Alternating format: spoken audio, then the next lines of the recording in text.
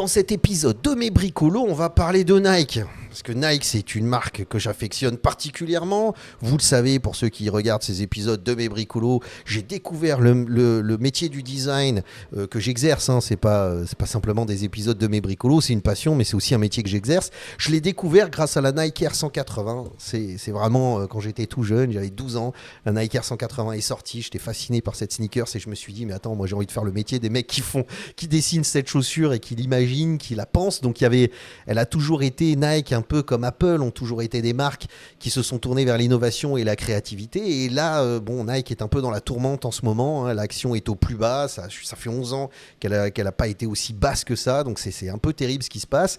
Donc il y a eu des choix, des stratégies qui ont été faites par des chefs d'entreprise précédents, notamment John Danao juste avant. On va découvrir tout ça dans cet épisode de Mes Bricolos. Mais on se rend compte que c'est directement lié. C'est-à-dire, un département design ne peut innover que si la personne en charge qui définit la stratégie de la marque est aussi portée par l'innovation. Et là, on subit les conséquences de choix stratégiques qui ont été catastrophiques. Donc c'est un peu ce qu'on va découvrir. Et la vraie question, c'est est-ce que la Nike Mind 001 et Mind 002, qui est le nouveau produit avec cette recherche de l'innovation et de la créativité, cette chaussure qui te permet d'être en contact avec le sol grâce à ces espèces de pistons colorés qui viennent remonter l'information du sol à l'intérieur de ton pied et donc de déclencher en toi une ouverture d'esprit et une conscience. C'est un peu les phrases marketing qui nous donnent. Mais est-ce que ce produit va être le produit qui va relancer une dynamique d'innovation et qui va relancer cette image de marque comme une marque justement qui capitalise sur l'innovation et la créativité? C'est la question qu'on va se poser dans cet épisode de Mes Bricolos, parce que c'est assez clivant, quoi. Cette Nike Mind 001 et 002, enfin les deux modèles, la Nike Mind n'est pas forcément une chaussure qui a été... c'est clivant. Certains trouvent ça absolument incroyable. D'autres sont beaucoup plus sceptiques et pensent que c'est un gimmick. Donc moi, je vous propose qu'on se retrouve tout de suite en couleur pour découvrir tout ça ensemble, parce que c'est un sujet vraiment passionnant qu'on suit depuis le début de ces épisodes de Mes Bricolos. Donc à tout de suite, les amis. Salam alaikum, bienvenue à tous dans ce nouvel épisode de Mes Bricolos, épisode numéro 28 de la saison 6. Comment vont mes bricologistes préférés? Comment ça va, les amis? Alors évidemment, quand je parle des bricologistes, aussi appelés les bricologues, je parle de ceux qui sont abonnés à cette chaîne. Je vous mets un petit effet hypnotique pour vous motiver, pour vous donner l'envie de vous abonner. Vous vous abonnez, un petit pouce en l'air, vous le lâchez en même temps, c'est juste à côté. Et comme ça, en vous abonnant, vous pouvez aussi cliquer sur la petite cloche, comme ça vous recevrez une notification à chaque fois que je publie un nouvel épisode de Mes Bricolos. De toute façon, c'est notre petit rituel hebdomadaire. Chaque mercredi à 17h GMT, je publie un nouvel épisode de Mes Bricolos. Et dans ces épisodes de Mes Bricolos, on prend le temps de discuter, papoter, commenter les dernières actualités de la création, de l'innovation et du design. Et il faut savoir, donc là, évidemment, il se passe plein de choses autour de la marque Nike. Et ce qui est intéressant, c'est de comprendre que, le design, ça fait pas tout. C'est aussi, faut que la marque soit portée par une vision, par un leader qui, lui, développe des stratégies qui sont tournées vers l'innovation. Et Nike, quand même, dans l'ADN de la marque, on parle d'innovation et de créativité. Alors là, elle est en pleine souffrance, hein, la marque, c'est un peu terrible. Et j'ai envie de parler de cette marque parce que c'est ce que j'expliquais, moi. Je veux dire, depuis le début, le premier épisode de la saison 1 de Mes Bricolos, c'était sur la Nike Go Fly Ease. C'était une chaussure absolument incroyable. C'est ce qui m'a donné envie de faire ces épisodes de Mes Bricolos. Alors non seulement je vous ai raconté l'anecdote de la Nike Air 180, qui est cette chaussure, hein, c'est elle qui m'a donné envie de faire du design, en tout cas de comprendre qu'il y avait un métier et que ce métier-là permettait de développer des produits innovants et créatifs en utilisant des nouvelles technologies. Donc je ne savais pas que ça existait, et c'est cette chaussure qui m'a mis sur le chemin du design. Et en même temps, quand j'ai commencé ces épisodes de Mes Bricolos, c'est grâce à Nike. Donc évidemment que je m'y intéresse. Et alors là, les titres de tous les sites internet, magazines spécialisés dans le business relaient cette information qui fait un peu mal au cœur. C'est que Nike, le stock, donc l'action de Nike a chuté et au plus bas depuis 11 ans. C'est vraiment terrible. Et pour une marque aussi importante que Nike, quoi, qui quand même, je veux dire, c'est quelque chose qui fait peine à voir d'une certaine façon. Et on comprend, alors dans tous ces articles, hein, que ce soit European Business Magazine, que ce soit des articles d'économistes qui essayent de décortiquer un petit peu, essayer de comprendre pourquoi la marque marque s'est effondrée comme ça depuis plusieurs années et puis elle ne s'arrête pas de s'effondrer. Hein. C'est-à-dire, même s'ils ont changé de CEO, c'est pas pour autant que ça a relevé l'action. Hein. Elle continue à descendre et à chuter. On va essayer de comprendre pourquoi. Mais tous, hein, Yahoo Finance en parle aussi. Donc, en fait, en gros, ce qui est dit, hein, si je dois résumer un petit peu ce qui s'est passé, c'est que ben voilà, on en revient à l'épisode de Mes Bricolos de l'année dernière. Maintenant, il y a un peu plus d'un an, ça fait 1 an et demi. C'était l'épisode numéro 3 de la saison 5. Je le mettrai à la fin de cet épisode si vous voulez aller le voir, où je disais Nike en crise. Parce que, ben voilà, John Danao, celui qui a le nom, il a une tête de vainqueur, il a le nom d'un oiseau migrateur. C'est comme ça que je l'avais présenté la dernière fois, il y a 1 an. Ben, ce mec, il a fait que de la merde. Mais c'est vraiment terrible.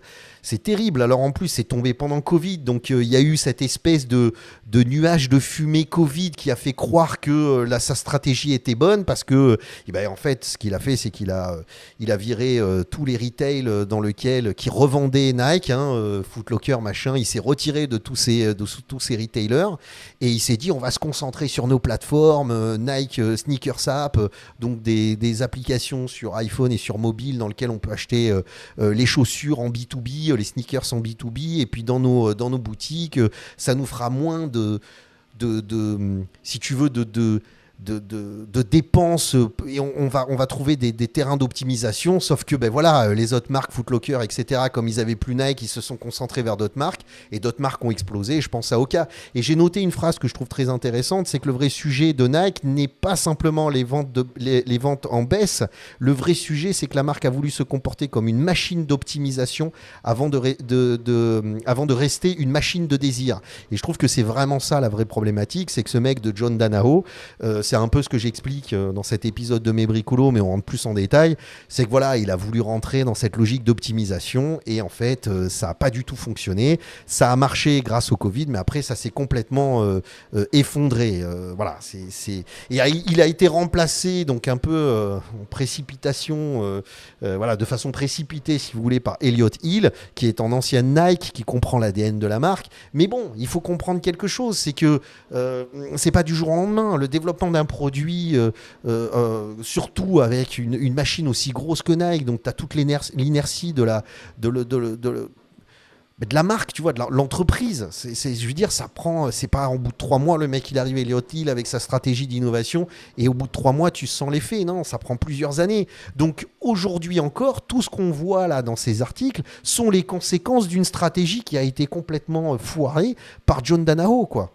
Vraiment complètement. Donc bon, c'est pas parce que tout d'un coup Elliott Hill arrive que tout va s'inverser. Et d'ailleurs, ils le disent dans les articles.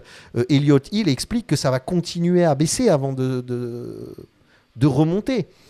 Et donc, on avait fait cet épisode là il y a 6 mois, Bricolo, l'épisode numéro 8, Nike Révolution, parce que je parlais justement de la sneakers, celle-là, de la Mind 001 et de la Mind 002. Et j'expliquais que là, ça y est, peut-être que Nike est reparti vers une logique d'innovation et de créativité, plutôt que de sortir des vieux modèles en changeant les couleurs, etc. Parce qu'il y a aussi une saturation du marché. Enfin, je vous conseille d'aller voir cet épisode de Mes Bricolos pour comprendre pourquoi, à l'époque, j'avais analysé un petit peu cette stratégie de John Danao pour expliquer pourquoi ça s'était complètement effondré. Mais c'est vrai qu'on se retrouve avec cette sneakers qui... Mais même si elle n'est pas aboutie, on est plutôt sur la version 1 hein, de ce concept autour de pistons qui viennent appuyer sur la surface plantaire et donc actionner une espèce actionner des je sais pas moi, des surface sensorielle de tes pieds qui est directement connecté avec ton cerveau, et donc ça te permet d'être plus présent, de te relaxer plus facilement. Donc c'est une chaussure de récupération, tu vois. Il y a toute une technicité derrière qui est un petit peu tirée par les cheveux, quoi, un petit peu capillotractée, si tu veux. C'est-à-dire qu'on est vraiment sur quelque chose où finalement ils utilisent beaucoup de mots techniques, il y a beaucoup d'images techniques pour quelque chose qui ne l'est pas vraiment, c'est-à-dire il n'y a rien qui est prouvé. Alors évidemment, de façon simple et en faisant appel au bon sens, quand tu enlèves tes chaussures, je veux dire, quand tu fais une activité sportive et qu'à la fin de ton exercice sportif, tu enlèves tes chaussures, tes chaussettes et tu marches sur le sol nu, pieds nus, ça te permet de te reconnecter avec l'environnement, c'est vrai qu'il y a cette sensation directement quand c'est lié au sol et qu'en plus tu es sur une surface un petit peu poreuse où tu vois par exemple le sable, où tu peux glisser tes pieds dans le sable et sentir cet environnement autour de toi, ça a tendance à te recentrer. Donc évidemment, je veux dire, quand tu fais du yoga, de la méditation, on te dit d'enlever tes chaussures et de te reconnecter avec l'environnement, avec la terre, si tu veux. Donc, voilà, c'est du bon sens, on le comprend assez facilement. Donc en fait, ce qu'ils ont essayé de faire, c'est de recréer cette sensation en gardant ses chaussures avec ces éléments de piston et en plus en essayant d'appuyer sur des zones très précises du pied qui te permet un petit peu, qui sont spécifiques et qui te permettent de te sentir mieux. Voilà, de te sentir mieux. C'est pour ça qu'ils parlent d'une chaussure de récupération. Alors, elle est bientôt en vente, elle est toujours en rupture de stock. Enfin, c'est pas qu'elle est bientôt en vente. Elle a été en vente depuis quelques mois, mais elle est constamment en rupture de stock. Il y a un prochain drop qui va arriver là dans les jours qui viennent. Si vous voulez vous connecter, en avoir une. Moi, j'ai essayé sur les deux drops antérieurs. J'ai essayé d'en récupérer une à chaque fois. Ça a été sold out avant que je puisse en rupture de stock, avant que je puisse commencer à la commander. Donc je me suis fait complètement avoir. J'ai envie de la voir, j'ai envie de la tester parce que j'ai retrouvé un petit peu ce sentiment de la Nike Air 180, c'est-à-dire un objet qui me donne envie de l'expérimenter. Un beau projet de design produit, un beau projet de design industriel, une version peut-être pas forcément aboutie, mais quelque chose qui me donne envie. En même temps, moi je suis un peu un sneaker addict, je suis un early adopter, donc si tu veux, je suis pas un client qui représente les consommateurs. Je suis déjà dans cette envie de comprendre, de découvrir, de m'intéresser aux choses et notamment à ce type de produit. Mais la façon dont il présente sur le site internet, il présente qu'il y a un aspect scientifique, d'expérimentation, quelque chose qu'ils ont éprouvé. Mais en fait, dans la réalité, c'est pas vraiment ça. Et d'ailleurs, c'est pour ça que je dis que la chaussure, elle n'a pas été forcément reçue par le public de façon aussi bien que la bulle d'air a été reçue fin des années 80. Je veux dire, il y en a plein qui se moquent un petit peu de la marque en disant mais arrête, c'est un gimmick, ça n'a absolument rien à voir. Les mecs, ils te font rêver en te parlant de science et tout ça, mais en fait finalement c'est n'importe quoi, il y a rien de scientifique derrière et les mecs sont partis dans un délire qui n'est pas du tout, c'est-à-dire une promesse qui n'est pas tenue, quoi. Voilà. Et c'est vrai que moi, quand j'en ai parlé dans l'épisode de Mes Bricolos, cet épisode de Mes Bricolos, j'avais cet engouement pour ce produit parce que je disais, au moins ils vont vers l'innovation. On sent que c'est un travail de recherche. On sent qu'on est sur une réflexion autour de la chaussure, des nouvelles façons de penser la chaussure. Voilà, ils y vont à tâtons. On sent que c'est un produit qui est hérité peut-être de l'époque avant John Danaher parce que ça fait quand même un paquet de temps qu'il travaille dessus. Mais je pense qu'Elliott Hill a dû pousser pour que ce soit développé. Mais on voit aussi que le marketing a fait un boulot pas possible pour essayer de survendre la chaussure. On le voit sur le site internet, mais vous pouvez aller voir des vidéos qui parlent du produit. Mais elle n'est pas forcément bien accueillie par le public. Certes, elle est tout le temps en rupture de stock, mais c'est pas pour autant que le public l'accueille de façon parce que le marketing est arrivé, parce qu'ils ont essayé de survendre le produit et qu'il y en a plein qui ont dit mais non, ça peut pas fonctionner. Dont notamment ce youtubeur que je vous conseille il faut vraiment que vous vous abonniez à ce mec-là si vous êtes un petit peu passionné par la sneakers, mais même si vous n'aimez pas la sneakers, mais que vous aimez la créativité et l'innovation, le mec, il achète des pompes. Moi, c'est ce que j'ai fait avec la Nike Air 180 quand j'avais 12 ans. C'est une fois que je l'avais un petit peu éclatée parce que je l'avais portée quelques mois et je l'avais éclatée parce qu'en plus, elle n'est pas très, très solide. Mais ce que j'ai fait, c'est que j'ai commencé à la découper. Je l'ai complètement démontée. Et pourquoi j'ai fait ça ? Parce que je voulais comprendre comment elle était faite. Et c'est un peu ce que fait le mec dans le dans la vidéo, c'est-à-dire il l'a complètement découpé, complètement démonté pour savoir comment elle était faite. Et c'est ce que j'apprécie dans le travail de ce mec-là, c'est qu'il fait ça avec toutes les sneakers, avec toutes les chaussures, et il essaye de comprendre comment c'est fait. Il a quelques outils à disposition pour calculer la résistance de la matière, la souplesse des différents matériaux plastiques, mousses qui sont utilisés, donc pour avoir ce... Et en fait, il a dans cette vidéo pendant 23 minutes, il éclate la chaussure. C'est-à-dire, il te dit que c'est un gimmick, que c'est que du marketing, que c'est un mensonge total, que les mecs, ils essayent de nous faire bouffer un produit qui ne mérite absolument pas autant d'attention. Et là, c'est là où je suis pas d'accord avec lui. Alors, c'est très intéressant de l'écouter. Moi, je vous conseille d'aller voir. Mais je suis pas d'accord avec lui. Alors oui, le marketing, et moi j'en ai plein, j'en ai au-dessus de la tête, et c'est pour ça que je parle de Nothing Phone souvent en disant c'est quand même rafraîchissant parce que la marque, même si elle y va à tâtons, même si voilà, on découvre de nouveaux produits, les mecs sont honnêtes, il y a une sincérité, ils essayent de développer des produits, ils essayent d'en parler, on sent c'est les artisans de la téléphonie mobile et des nouvelles technologies, les mecs de Nothing Phone, et ça fait plaisir, c'est rafraîchissant. Et même si les téléphones de l'année dernière, le 3, le 3A et tout, étaient plutôt ratés, je trouve que bon, le 4 et le 4A et le 4A Pro sont plutôt réussis. Donc voilà, mais ils sont, je veux dire, il n'y a pas d'arrogance, il n'y a pas essayé de nous survendre quelque chose qui n'existe pas, alors que là, la Nike Mind 001 et la 002, donc la 001 c'est l'espèce de slide et la 002 c'est le sneakers, qui ont exactement les mêmes technologies, hein. C'est pas une évolution, c'est juste deux modèles différents, voilà, c'est tout quoi. Mais là, le mec il nous explique que c'est du vent, que ça fonctionne pas du tout très mal, et puis c'est surtout ça n'a rien de scientifique, et que c'est et qu'ils nous ont raconté des barres parce qu'ils ont fait toute une vidéo promotionnelle en nous parlant de calculs scientifiques, d'expérimentation scientifique, pardon, mais que c'est du bidon en fait, que c'est complètement bidon. Et c'est là où je ne suis pas d'accord avec lui, parce que je suis désolé, mais quand la Nike Air 180 est sortie, la bulle d'air, ils ont déposé des brevets sur la technologie permettant de faire, alors je sais pas si c'est de l'inclusion, du surmoulage ou de la, tu vois, je pourrais pas te dire exactement la technologie qu'ils utilisent. Moi, naturellement, je te dirais que c'est du surmoulage. J'en sais rien, tu vois. Je pense que c'est du surmoulage. Mais en gros, ça rend pas la chaussure plus performante. C'est bidon. Au contraire, elle est limite moins confortable.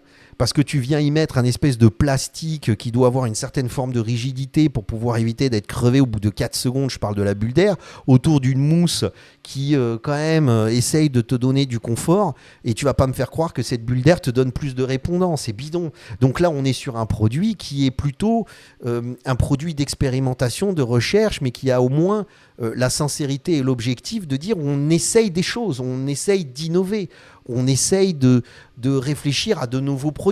C'est comme quand ils ont développé la Go Fly Ease, hein, on va la regarder ensemble, tu vois, c'est pour te dire que vraiment ces épisodes de mes bricolos sont faits en direct, mais quand j'en ai parlé dans mes épisodes, dans le premier épisode de mes bricolos, je trouvais cette chaussure géniale. Regarde ce truc, c'est fabuleux, c'est d'ingéniosité et de réflexion autour ah mince, j'ai mis le ad blocker, attends, je vais le débloquer, comme ça on va pouvoir voir le produit. Mais tu vois, c'est absolument génial. Ah là là, dis donc, mais c'est quoi ce site, la Forbes? Mais arrête avec tes pubs là, voilà, alors on va juste zoomer un peu, comme ça vous allez voir la chaussure.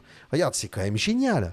Tu vois, c'est super intéressant, c'est ce qui m'a motivé pour faire le premier épisode de mes bricolos. Et c'est vrai que même si on est sur des chaussures qui sont des expérimentations, des tests, c'est vrai que là, on a l'ADN de la marque. Donc quand on voit la Nike Mind 001 et la 002, on est un peu sur le même langage. Bien sûr que c'est un gimmick, autant que la bulle d'air est un gimmick. Mais on est sur un produit où on essaye des choses, on tente des choses. Alors même s'il y a une erreur de marketing, une erreur de communication autour du produit, où on essaye de nous le survendre avec ce côté de ça va vous permettre d'avoir un esprit plus ouvert, plus présent aux choses, même si on sait que c'est un peu bidon, que c'est pas complètement ça. Rien que pour la beauté du geste, j'ai envie de soutenir la marque, parce que c'est intéressant. C'est bien d'essayer de faire ça, c'est bien de réfléchir à des produits comme ça, c'est bien d'essayer d'expérimenter. Et c'est ce qui manquait à Nike. Donc là, j'ai pas envie de tomber sur Elliott Hill, hein, c'est ça le gars, voilà, c'est ça, Elliott Hill, le nouveau CEO de Nike. J'ai envie de croire en lui, c'est quand même un ancien de la marque. Il faut pas tout de suite commencer à démonter la marque.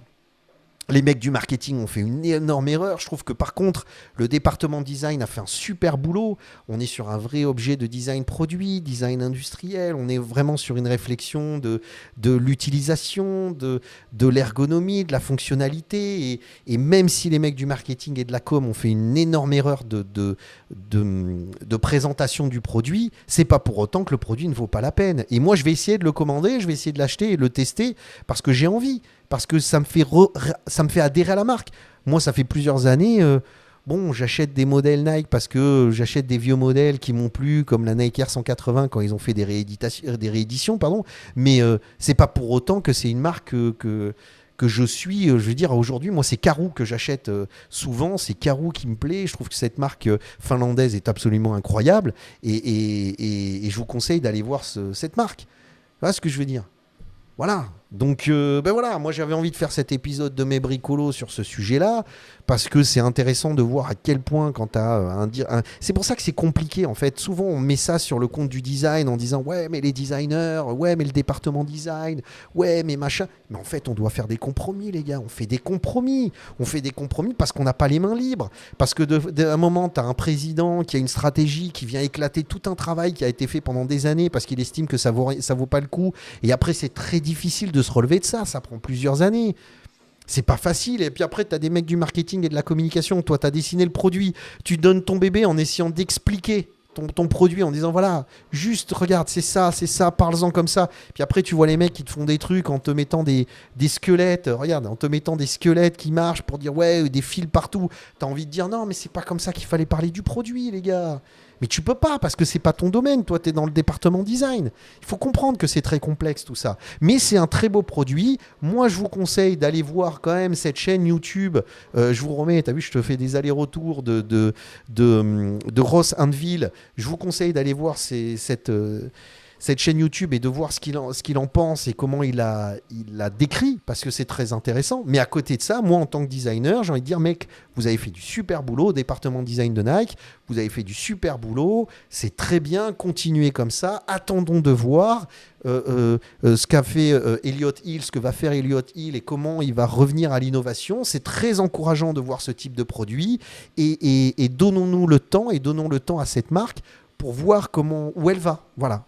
Bon, mais moi j'ai envie de vous retrouver dans les commentaires. Qu'est-ce que vous en pensez? Est-ce que vous êtes d'accord avec moi ou pas? Voilà. Donc on se retrouve dans les commentaires. Moi pendant ce temps, je vais vous laisser justement avec les 2 épisodes de mes bricolos dont je vous ai parlé si vous voulez continuer à regarder un petit peu tout ça. Et vous pouvez cliquer encore sur ma ganache si vous voulez vous abonner. Sinon on se retrouve la semaine prochaine pour un nouvel épisode de mes bricolos. Salam à tous, bye.